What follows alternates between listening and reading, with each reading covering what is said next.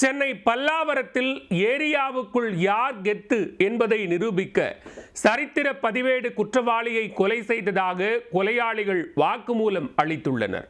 படுபயங்கர கொலையில் நடந்தது என்ன? பிரபல சரித்திர பதிவேடு குற்றவாளி படுகொலை. போலீசில் சிக்கிய 6 பேர். ஏரியாவில் நீயா நானா போட்டியில் திட்டமிட்டு போட்டு தள்ளி அலறவிட்ட சம்பவத்தில் நடந்தது என்ன? சென்னை பல்லாவரம் கண்ணபிரான் கோவில் தெருவைச் சேர்ந்தவர் 24 வயதான அருண்குமார். இவர் மீது சென்னையில் உள்ள பல்வேறு காவல் நிலையங்களில் கொலை முயற்சி, அடிதடி, திருட்டு உள்ளிட்ட ஏராளமான வழக்குகள் நிலுவையில் உள்ளன. கடந்த 14ஆம் தேதி இரவு பல்லாவரம் GST சாலையில் 6 பேர் கொண்ட கும்பலால் அருண்குமார் கொடூரமாக வெட்டி கொலை செய்யப்பட்டார். இதுகுறித்து பல்லாவரம் போலீசார் வழக்கு பதிவு செய்து தப்பி ஓடிய குற்றவாளிகளை தேடி வந்தனர். CCTV கேமரா காட்சிகளை ஆய்வு செய்ததில் இக்கொலையில் ஈடுபட்டது சிமியோன், ஜோஸ்வா உள்ளிட்ட 6 பேர் என்பதை அதிகாரிகள் கண்டுபிடித்தனர். அதில் இருவர் 17 வயதுடைய சிறுவர்கள் ஆவார்கள். கொலையாளிகளில் ஒருவரான ராஜேஷ் என்பவரை பிடித்து மற்றவர்களுக்கும் ஸ்கெட்ச் போட்டனர். கொலை நடந்த அன்று இரவு வண்டலூர் காப்புக்காட்டில் பதுங்கியிருந்த கொலையாளிகள் மறுநாள் காலையில் ரயில் மூலமாக ராமநாதபுரம் தப்பிச் சென்றதும் தெரிய வந்தது.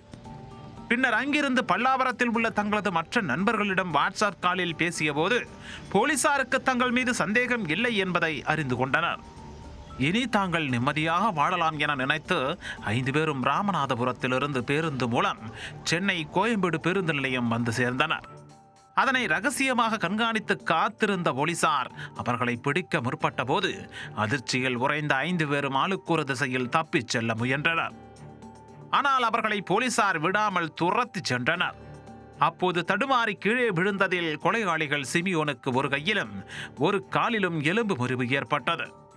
அதேபோன்று ஜோஸ்வா மற்றும் சிக்கந்தருக்கும் தலா ஒரு கைகளில் எலும்பு முறிவு ஏற்பட்டதாக கூறப்படுகிறது.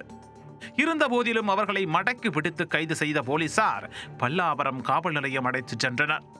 அவர்களிடம் நடத்திய விசாரணையில் பல திடுக்கிடும் தகவல்களும் வெளியானது. கொலை செய்யப்பட்ட சரித்திர பதிவேடு குற்றவாளியான அருண்குமாரும் சிமியோனும் ஆரம்பத்தில் நண்பர்களாக இருந்தனர்.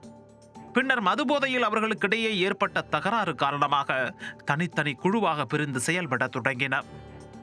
கடந்த ஆண்டு 2 தரப்பினரும் குற்றச் செயலில் ஈடுபட்டதற்காக போலீசாரால் கைது செய்யப்பட்டு சென்னை புழல் சிறையில் அடைக்கப்பட்டனர். சிறையின் உள்ளே வைத்து அருண்குமார் தரப்பினருக்கும் சிமியோன் தரப்பினருக்கும் இடையே தகராறு மேலும் வலுத்ததாக தெரிகிறது. இதன் தொடர்ச்சியாக கடந்த சில மாதங்களுக்கு முன்பு சிறையில் இருந்து வெளியே வந்த அருண்குமார் இனி ஏரியாவில் தான் கெத்து என கூறிக்கொண்டு நண்பர்களுடன் பைக்கில் சுற்றித் திரிந்திருக்கிறார். அருண்குமாரின் இத்தகைய செயல் எதிர் தரப்பினரான சிமியோன் தரப்பினருக்கு கடும் ஆத்திரத்தை உண்டு பண்ணியதாக தெரிகிறது. கொலை நடந்த அன்று இரவும் சிமியோனின் தரப்பைச் சேர்ந்த 2 சிறுவர்களை அருண்குமார் தாக்கியதாக கூறப்படுகிறது. இதனால் கையில் அரிவாள், கத்தி போன்ற ஆயுதங்களுடன் சென்று அருண்குமாரை கொடூரமாக வெட்டி கொலை செய்துவிட்டு அனைவரும் அங்கிருந்து சாவகாசமாக தப்பிச் சென்றதும் விசாரணையில் தெரிய வந்துள்ளது.